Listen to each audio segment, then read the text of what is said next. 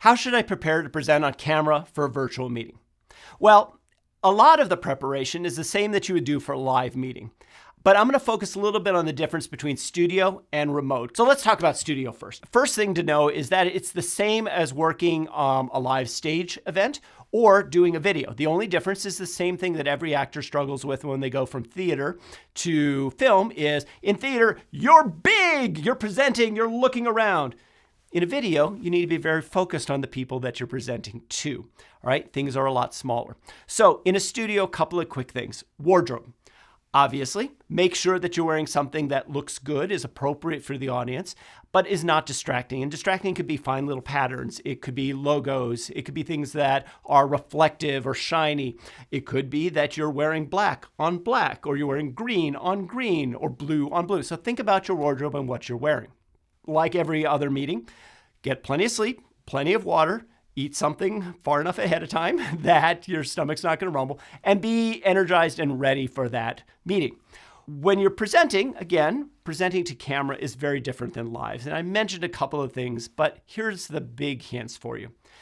You're going to have spike marks that will be in the studio. You'll walk on, you'll hit those with your feet. Make sure you hit those marks if you're walking on, because there are some very important things, like microphones, lighting, camera shots that are going to be set up specifically. So if you don't hit those, things will be slightly off, and that's a challenge in a live environment.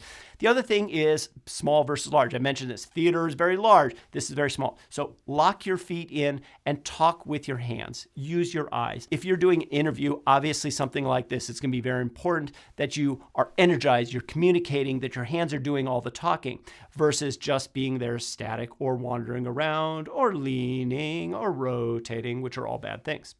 The other thing is eye contact. If you're in a studio environment, traditionally there's going to be 3 cameras. So in this experience, I've got somebody I'm talking to here, but there's a wide shot, right? So your wide shot is over here, and that's a nice shot for this, where you might have multiple people on screen at the same time.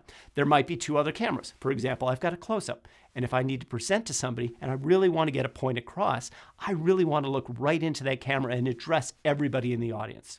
All right, so make sure that you follow eye contact on those things. Studio, again, is much easier than remote. Remote has all sorts of challenges from a technical standpoint, from an environmental standpoint, and also distractions on the day of. So if you're doing remote, what we suggest is try to find a time to have a half an hour with whoever is supporting you to make sure that somebody can watch you and get ready. A couple of quickie things from the tech side. Test your internet speed. Obviously, this is live streaming, right? So if your internet speed for your upload is particularly bad, try and get it to be as good as you can. Hardline Ethernet connection, right? Connect a cable in as opposed to Wi-Fi. If you have to use Wi-Fi, get as close to that Wi-Fi as you can. And partly what that may mean is you may have to change locations to get closer. We had somebody recently who had to present from their kid's bedroom because that was the best Wi-Fi in the house. Also, make sure that you prep your laptop ahead of time. Download any software you need. Make sure nothing else is running in the background. And more important than anything, obviously rehearse so that you can make sure that the technology is working for you. Environment is another key thing. This is something that in studio is taken care of for you, but at home you really need to think about. And environment falls into a couple of key categories. Light is a key one. So if you have a choice, find a room with soft, gentle lighting. A window in front of you is significantly better than a window behind you and you're suddenly backlit. So find that location that has really nice light. Find a place that's quiet, where the audio is nice and clean. You're not by a busy road or there's kids playing in the background. There's a TV in another room. So control your audio environment. Get as close as you can to your laptop. If that's not an option, headsets are absolutely fine in some experiences or some situations. So you can put a headset on and a microphone and that'll sound much better. Backdrop is also very key. What's behind you is really important. We talked about that in wardrobe, right? So don't wear something white on white, black on black, right?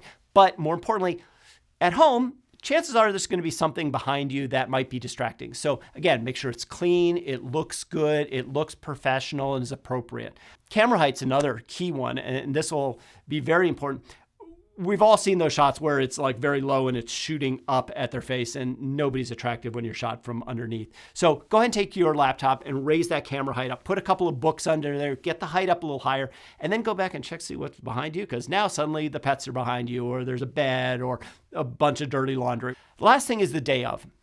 All the same things as a live meeting or a studio meeting I talk about. Get plenty of sleep, make sure your wardrobe is good, drink lots of water, get some food early on, make sure you're energized and ready to present. But also, Warn anybody who is in that home or office that you're going to be presenting.